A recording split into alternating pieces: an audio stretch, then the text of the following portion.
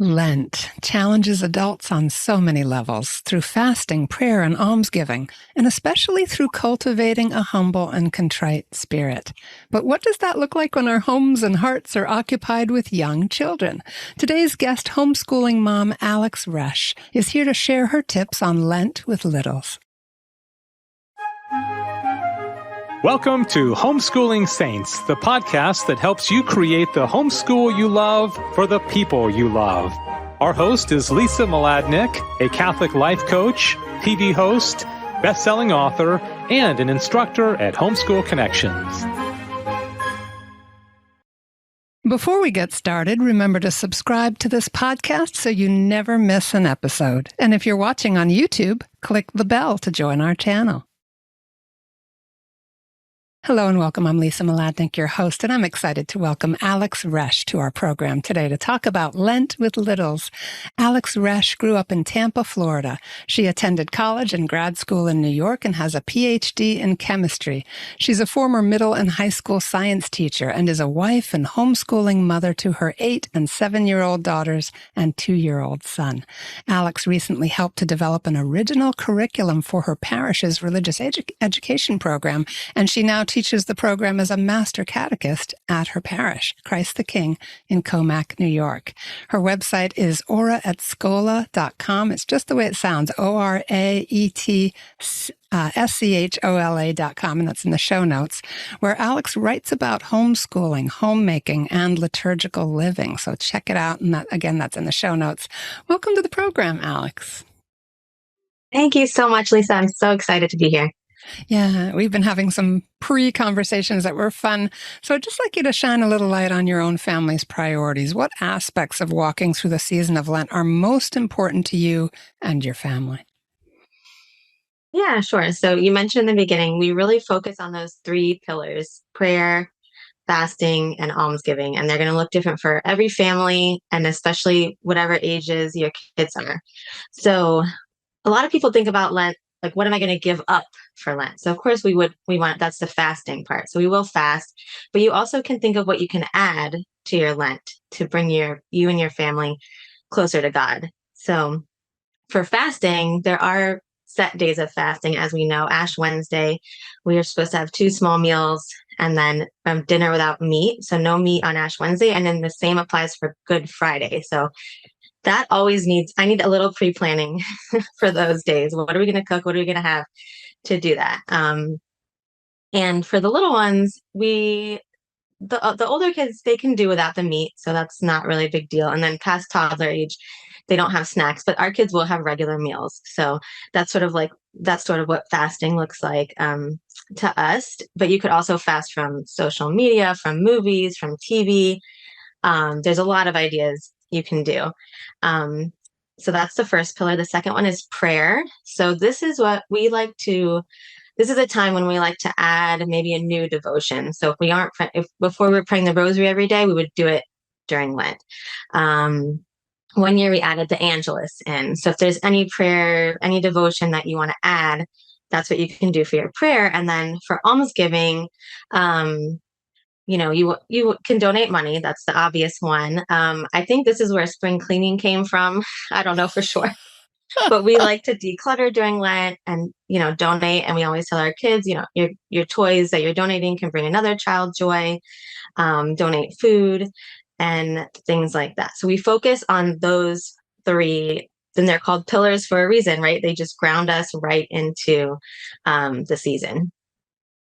So good. I love that it's simple, because then it's just as you said, it's going to look different for every family, our personalities, our cultural backgrounds, even kind of where we are in the world, what our weather is like how we're going to respond to these things uniquely. If we just plant ourselves in those 3 pillars, we can get a little creative, can't we? Absolutely. Yeah. Yeah. And I love that you said that for young children, they're not quite at the fasting age yet, right? It might look like something else. And I think that your idea about spring cleaning being related to a Lenten practice, oh my gosh, I think that's a brilliant insight. And I bet you're right. That makes so much sense to me. I have no proof of that, but I think it makes sense too. We're gonna plant it as a theory. Okay. the Catholics came up with spring cleaning. Yeah, we're owning it. All right. So say a little bit about how this impacts your homeschooling, your learning and all of those aspects. Where does that play out? Sure. So we like to make everything feel different during Lent. So we decorate our home. We don't use any bright flowers, and the kids love to be involved in this too. So um, we use we have like an aloe plant that lives in our den where our schoolroom is. We move that into we have this big bay window in our dining room, and we change that for every liturgical season. So we put the aloe plant there. You could do cacti. So that could be a whole, art lesson, science lesson, just like thorny plants to get you in the mood for the season. Lots Yeah. of purple everywhere, crosses, any holy art that you have, just special for Lent. So we sort of like to set our home and our schoolroom looking like Lent. Um, and sometime before Lent, we do this at dinner as a family. I pass out a paper and it says prayers, fasting, and almsgiving. And each person will choose their own personal um, devotion or fasting that they want to do. And then we'll talk about it as a family. So each person will do their own prayer, fasting, and almsgiving. And then we'll say, okay, what do we want to do as a family? So one year, might have been last year, my daughter suggested at dinner, we were going to all say what we were thankful for every day of Lent. So we don't make everybody read their personal ones out loud if they don't want to, but the family ones we try to all do together. And a really fun tradition that we like to do, and I always forget the last minute. So if you're last minute, this is for you. But if you're crafty, you can make it a little more special. So on the day before Ash Wednesday, so Shrove Tuesday, or it's also called Fat Tuesday, Mardi Gras, we bury the Alleluia. So this is a really good catechetical moment to teach children a really important tradition in the church, which during Lent, we don't sing the Alleluia during Mass. So we bury the Alleluia. So we literally, last year, like I said, I was so last minute. One of my kids wrote Alleluia on a paper. We folded it up. We put it in a plastic baggie, Ziploc baggie. We marched outside. I think this is one of my favorite books. I think she has some prayers and hymns, you could say, the Catholic All Year Prayer Companion. Yes. So we go outside, we make a big to-do of it, we dig a hole and bury the Alleluia for all of Lent. And then, you can go to Mass and you can say, oh, listen, where the Alleluia usually comes before the gospel, it's not there. And you can talk about why we do that, right? Because that's a sign of praise. So we bury the Alleluia. That's something we like to make sure we have on our list to check off. And we also add any devotions that our parish is doing. So ours does the Stations of the Cross every Friday after the morning Mass. So we really try to make it a priority to get there for Mass and then stay for the stations. That is a big commitment for kids. But we try to go to daily Mass extra, and we try to pray the stations at our parish. And Lent is long. So there are actually a couple feast days that we like to observe in our homeschool. And we love feast days. My kids will go to Mass and they'll hear a feast day and they'll be like, we got to celebrate. And it'll be just, some obscure saint. And so I'm like, okay, what can we do? But during Lent, we love to celebrate St. Patrick's Day. That always falls during Lent. And have traditional St. Patrick's foods, do crafts. You could do a Trinity craft because he used the shamrock to teach about the Holy Trinity. So lots of crafts going on in the Resch house and simple stuff too. And then St. Joseph's feast day falls 2 days later as well during Lent. So we love to bake the bread into the crosses, into all the different shapes. Mm-hmm. So we like baking and crafts in our house. But again, you can make those feast days and solemnities anything that's enjoyable for you and your kids. Yeah, I love some of the notes that you've injected in here, Alex. Like, these are creative ideas. They're fairly simple. Like, anybody can buy a little dough mix, or even there's pre-made doughs that we can grab. It doesn't have to be a whole huge thing. Some of the people listening love to bake and would do some preparation, and that would become a lesson in itself. But we can be simple. We can last minute write Alleluia on a piece of paper and parade out to the yard, and it's memorable, right? Or we can impromptu think of a way to celebrate a saint that gets announced at Mass because our kids are getting ignited about the liturgical year. They're noticing, they're listening, they're tuning in, and we're laying the groundwork. But I love that there's such a flexibility there, because we can be in a Pinterest world that makes us feel like nothing we do is good enough and someone else is always doing it better. A lot of that is just artifice. We're not seeing their family squabbles and their dust kitties and all of that. And let's face it, that's how we live, right? That is when you are busy homeschooling. Nothing's perfect, and it doesn't have to be. So thank you for the simplicity of these thoughts. And some people just are going to put on a Broadway show. That's them. Totally. That's not most of us. And it's all good. Yeah. Yeah, exactly. It's just, if it's memorable, and if you're so excited about bearing the Alleluia, your kids are going to be excited too, even if your neighbors see you and you look, silly. If you're excited about it, and they'll remember it every year. My kids will be like, "Can we do that again? Can we do that?" And it's always a teachable moment. And if you forget to talk about the Trinity any other time, you're going to talk about it on St. Patrick's Day. So it's all built in for you. Yeah, amen. And I love that, even though we complain about it sometimes, that the secular world with all its marketing and stuff has kind of co-opted our feasts, right? You'll see shamrocks in store windows and things like that. And yet, hey, that the church started that. That's why the whole, our whole country today is in green, Yeah, we can kind of hook into that enthusiasm. Yeah. So just say a little bit more about as your kids are growing and they're starting to understand the prayer, fasting, and almsgiving, they're understanding that they make choices as they walk along. Do you just shed some light on how you help them with those choices? What are the accommodations you make for understanding these things and for helping them to make choices that are right for them? Because I could just see some kids would want to go out and with a sword in hand and go slay a dragon, where, you know what I mean? I want to do big things for God, where as another child might be very subtle about what they're offering. And how do we validate that even? So true. I think I was listening to the Catechism in a year with Father Mike Schmitz, and he said, it was one of the first recordings, and he said, God doesn't just give us every detail of the faith, just come down one day and throw it at us. We would never be able to absorb it. And so that's sort of how my husband and I approach teaching the faith to our children and teaching these things. They just need little bits, little by little, always, truthful, age appropriate, little bits. And I think in our family, our kids really they love drawing and now writing that they're older. So ever since they were little, they always kept little journals. And a couple of years ago, I found one from Dumb Ox Publications. It's named after St. Thomas Aquinas. And they have a kids Lenten journal, and then one for slightly older kids. And that was great. It just had a little, devotion every day. For the younger kids, it was just a coloring thing, or you could even just go get a notebook from the dollar store and just, every day help them make a little reflection. And actually, one thing I forgot to mention, that my kids, I asked them, what are your favorite things that we do during Lent? So I had to mention this. We do something called sacrifice beans.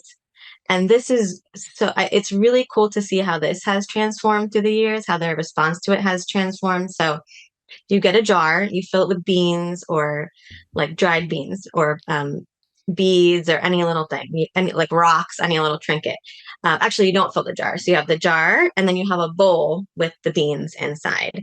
So when they were really little, we used to call it the good deed jar. And it comes out during Lent. On Ash Wednesday, it comes out. And anytime they do a good deed, they get to put a bean in the jar. And so they can see visually all their good deeds filling up the jar. And then as they get older, we call it a sacrifice jar. So if they gave up a dessert, or if they let their sister go first, we kind of give them examples. And it's really nice, positive reinforcement, because at first they forget about the jar. So you'll be like, oh, thank you for cleaning up your shoes. Can you go put a bean in the jar? And then they're like, ooh. And it's just, they love it. It's really good. And I call it virtue training too. So if you do have a virtue that your child may be struggling with, when you see them doing it, you can really positively reinforce. And the best part is on Easter, which is the best day ever. The beans turn into jelly beans or Oh, M&Ms or whatever treat. So yeah, so they know when they rack up those beans, and we're pretty generous with what we allow them to put in the jar. We're always trying to encourage them. So they know on Easter morning, those are going to turn into jelly beans. And then all during the Easter season, when they do a good deed or a sacrifice, they get to eat a jelly bean. So yeah, this is so cool. And I know that's you're been a a teacher, really so good thing to yeah, do. so Yeah. I know you're operating on a lot of levels when you bring a lesson to bear. And as simple as this sounds, I just want to point out that they're doing something kinesthetic. They're picking something up and putting it in a jar, right? It's visual, and they know there's a reward coming. And they're relating it to something in their life. So there's this like conceptual framework that is stimulating to them, like this equals that. And that's the kind of the proof.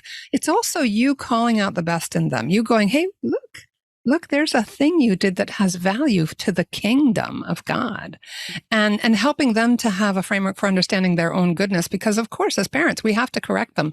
But if we also have a framework for affirming them and showing them visually, like there's the auditory of the conversation and their own thoughts and sharing. And then anyway, I just want to call out that learning styles wise, we're really hitting a home run here with something very simple.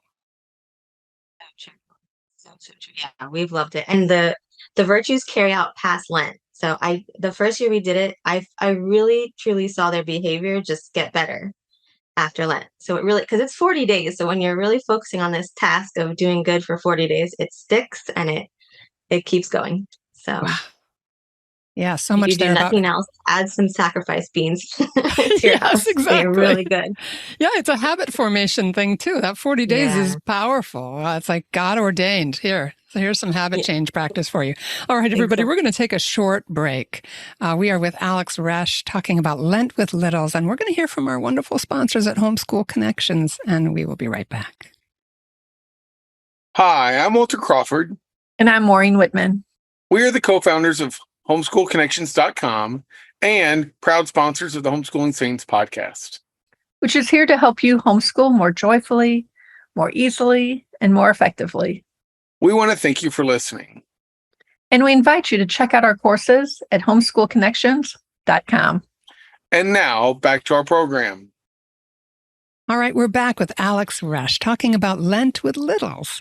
Alex, I'd love to just hear some of your own personal stories with your kids. What are they learning? What are they loving? You mentioned that they really love the beans. Yeah. Tell us a little about what has come from them, from their hearts and their experiences. What kinds of lessons and things are coming forward? Sure. Yeah, I think kids kind of have a natural tendency to be selfish, right? Like they want their toys when they want what they want their food when they want it. And I think this is a time when they can start understanding what a sacrifice is, what it means to be selfish, what it means to share.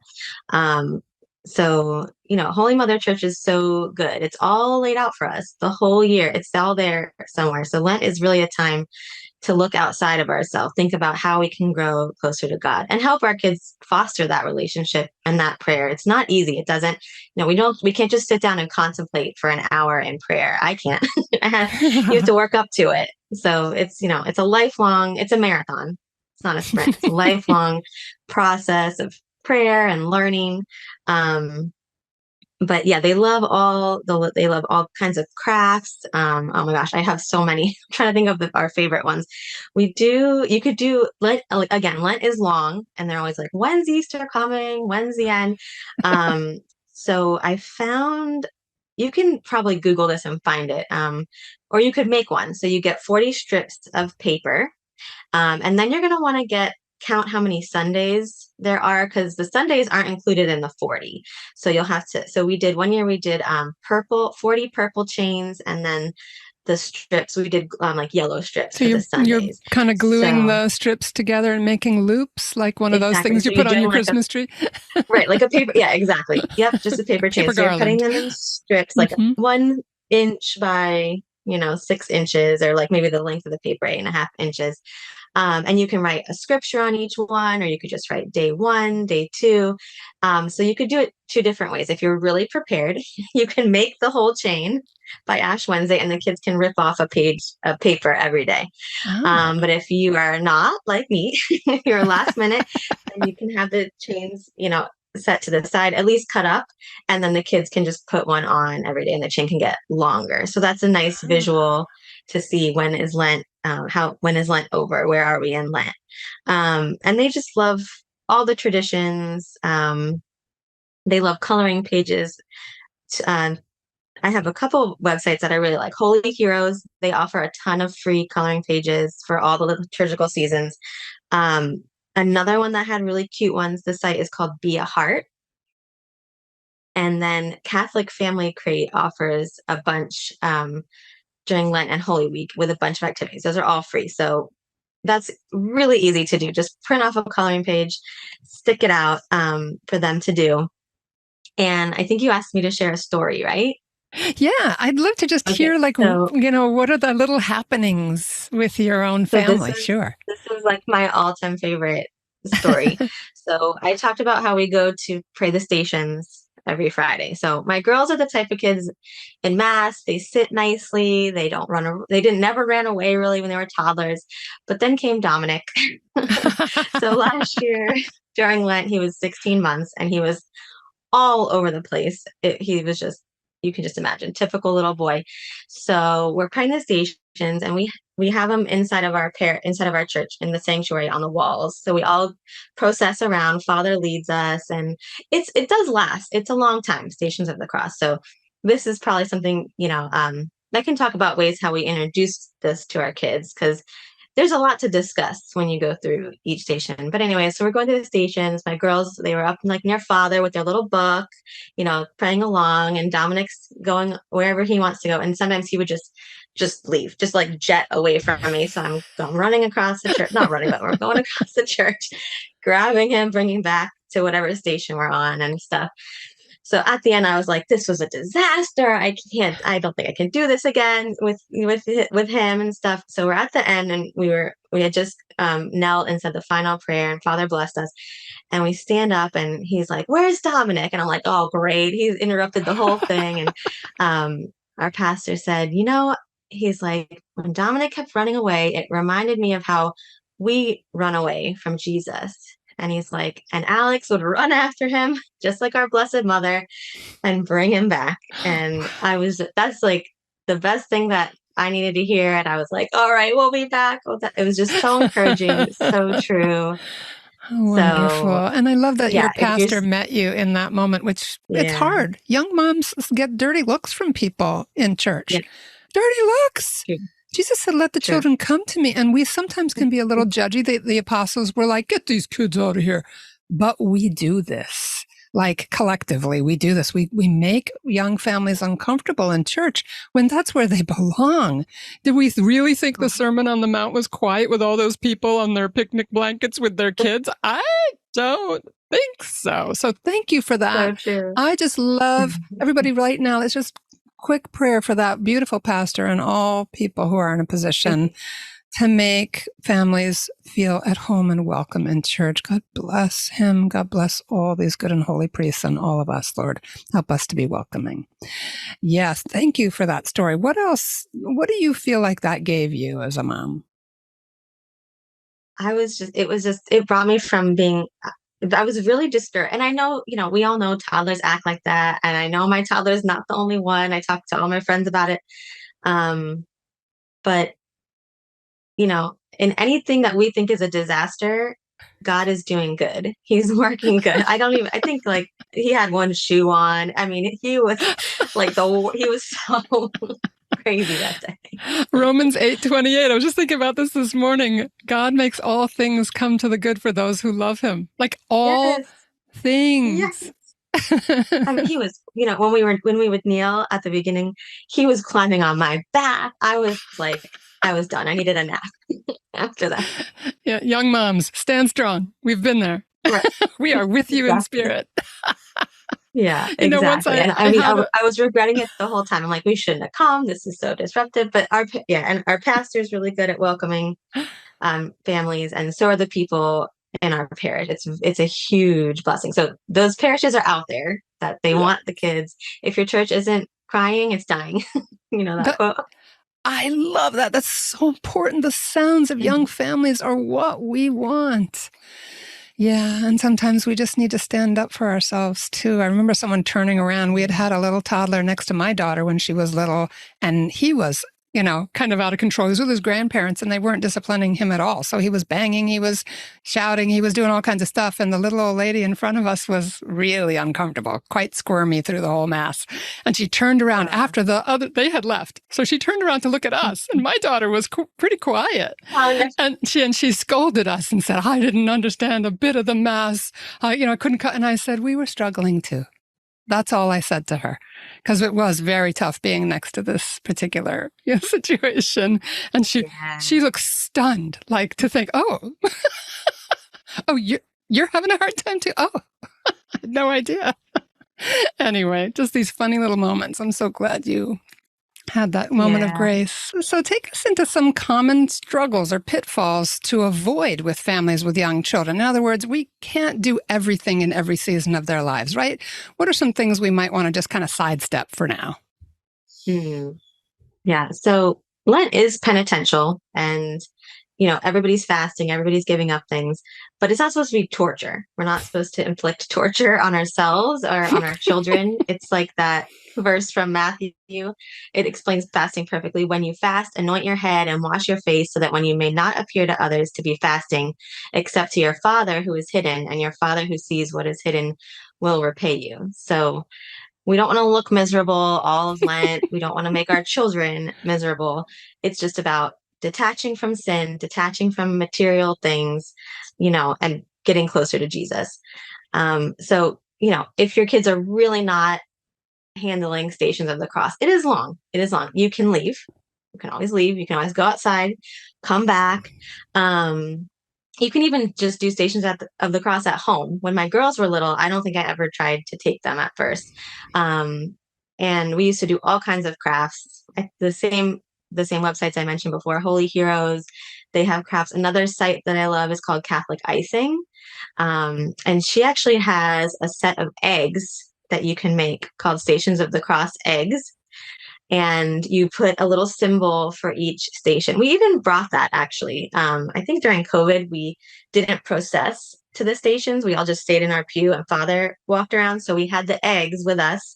And, for the station where Veronica wipes the face of Jesus, you put a little cloth that you draw Jesus's face. So that's what's in that egg. When Jesus falls 3 times, there's an egg with a little Band-Aid inside. So that's how you can adapt. You can always adapt stuff for children. Like our motto is, we'd want to tell them the truth in an age appropriate way. And we never want to sugarcoat it, but you want to always meet your kids where they are. So we did the stations at home a lot when they were little. And it also allows them to stop and say, what does that mean? What happened? Why did that happen? And you can just really go through and pray them. So yeah, I can see how this would be. I'm sorry, Alex. I just wanted to say that I can just imagine the mom who's experiencing morning sickness, or it's bad weather out, or one of the kids is sick.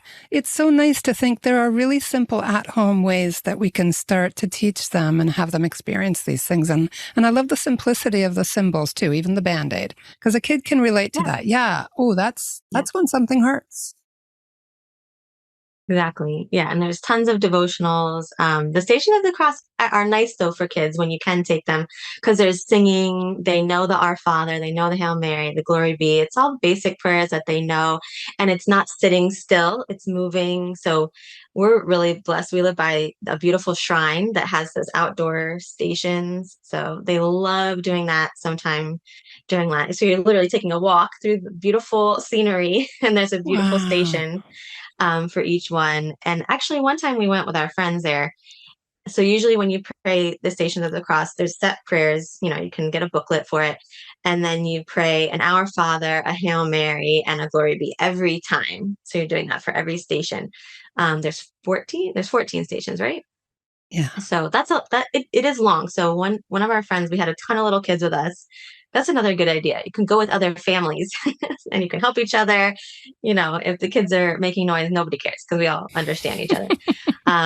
But we actually just split those up. So we would do station 1, and then we would just say the Our Father. And then we would do station 2 and say the Hail Mary, and then station 3 and say the Glory Be. So you can always adapt the prayers. It's a great time to be Catholic because there are so many kids' books. I'm a collector. They get me. They always get me because I'm like, oh, maybe this one will be better. But there's so much to make it accessible to the kids. But I think praying the stations, again, it's just so many. It hits all the main points that you want to discuss about the Passion with the kids, and it's visual. They're moving around. So just, we don't want to torture ourselves and we don't want to torture our kids. But we do want to just give reverence and just stress the importance of the event of Jesus dying for us on the cross, and then to prepare us for the greatest feast of Easter. So, yeah. And if I may, one of the things that I've really thought about a lot over the years is how different our children are year to year, right? You experienced a whole new dynamic when Dominic learned to walk, right? Yeah, All of a exactly. sudden he was not in your arms anymore. And so giving ourselves grace, but also noticing that our children experience the liturgical year differently as they develop too. So like having a keen ear to what are their questions now? What are they offering? And kind of adapting in each season. I just love that the liturgical year is there for us like a treasure map that we can kind of dig up new treasures every year. And I love how simple it can be as well. One thing that I learned last year from a book by Scott Hahn, and it was a cookbook, but Scott Hahn did the historical writing, was that he said we can actually enjoy the penitential foods. Like even if you're doing bread and water, it can be delicious bread and refreshing water. It's like you said about not going around all gloomy. We are still being blessed every minute just by the light coming in our windows, right? God has nature singing a hymn of praise. So that's what we're meant to be doing too, even in penance, because we know where we're going, right? We know who we are and we know whose we are. And so I love that you brought that forward. This is not meant to be self-torture or child torture. No.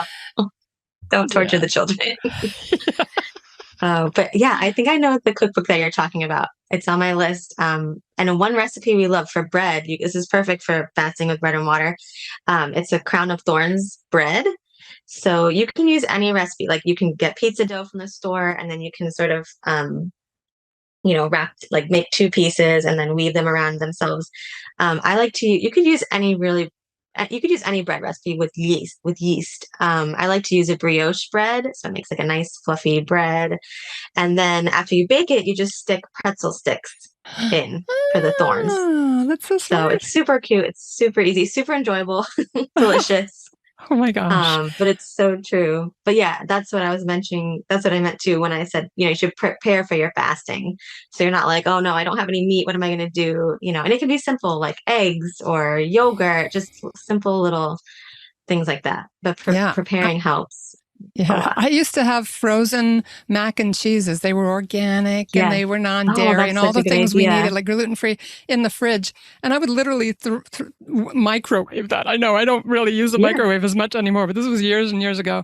I would microwave that and throw in some frozen peas, and then I'd open a can of tuna and mix it all together. It was unbelievably delicious. Like we don't have to. This is not rocket science. Our kids are going to be happy with simple food. But it's delicious too. Yeah. That's the spirit of the season. Simplify. That is such a good idea. Stock your freezer. You could even make a big batch of soup, freeze it, and then you don't even have to think about dinner. You just take it right out or get some pre-made meals. When you're not cooking meat, it's a lot simpler. You don't have to defrost it. You don't have to wait for it to cook. It's fast. It's simple. So you can focus on, what we're supposed to focus on during Lent. Yeah. And we save money too. So as we're just kind of poring over what you've done and kind of what some of the fruits have been, what are some things that you might like to try? Maybe as your kids get older, what's on your mind as a mom looking forward? I hope, I think you mentioned it before, just that they'll be more independent in their devotions, that they'll choose what's important to them. Where do they want to grow? Maybe they want to read a certain saint's writing, or, whatever, however the Holy Spirit is moving them. And I would like to I feel like you can't really do this with kids so much, but doing things in the community for the almsgiving. So going to volunteer at a soup kitchen or the Life Center, or the food pantry. So I think getting out and seeing, how we could help others that way. I'm looking forward to when they're older that we could do that. And a lot of the services during Lent we can't always go to. They're at night. So just continuing to add all those beautiful things that as they get to the right age, a little older, to do some of them. Yeah. And, my heart is always touched when I'm listening to a mom or a dad talk about their journey with their kids. I'm always very touched by the lessons the kids are absorbing, that it matters to you and your husband, that every year you come together so conscientiously to walk this road together spiritually. The lessons, in that mysterious place of God blessing our obedience and our desire to please him and to live in his will. Wow, I can just imagine the graces. I mean, oof. Yeah, so true. So good. So good. Okay. So you've recommended a lot of resources, and I'm going to link out to those in the show notes. Thank you so much, Alex. This has been very rich and really fun. And I hope for all of those who are maybe new to celebrating the liturgical year with their kids, or their kids are just really young and it's kind of rambunctious right now, or they're new to homeschooling and thinking about how do I integrate our faith into the way we walk out our learnings together as a family, that you'll hear how unintimidating this can be. So any final thoughts that you'd like to leave us with, Alex, as we start to wrap up? Sure. Yeah, I think we mentioned it a lot. Keep it simple. If you're feeling like you're doing too much, just scale it back. And if you feel like you fell, I feel like I have really good intentions for prayer, my prayer, fasting, and almsgiving. And like week 1 goes by and I'm like, oh, I already forgot to do this one. But it's okay. Again, I think that's why we have 40 days. You have time to pick yourself back up. The graces will flow. It's long. It's a marathon. Lent is long, especially with kids, begging for Easter candy and all the good to come. But, there's times of fasting in the church and there's times of feasting. So we have to observe both. They're both important. So yeah, if you feel like it's getting hard, just scale it back a little and try again. All right. Amen to that. And thank you so much, Alex. Everybody check out Alex. She's just doing more and more on the liturgical year at her blog, ora@schola.com. And that's in the show notes. And it's just how it sounds. Thanks for being with us. And Alex, thanks again. This has been really fun. We're going to do another episode coming up on Holy Week. So stay tuned for that, everybody. And thanks so much again, Alex, for making the time in a busy day. Thank you, Lisa. It was really fun. Really great. All right, great. Look forward to having you back. All right, everybody, thanks for being with us. God bless you. Please pray for us. We're praying for you too, and have a wonderful day in the Lord. And that's our show for today. Our program is sponsored by homeschoolconnections.com. Be sure to subscribe to Homeschooling Saints and leave us an honest review. God bless you, and thank you for joining us.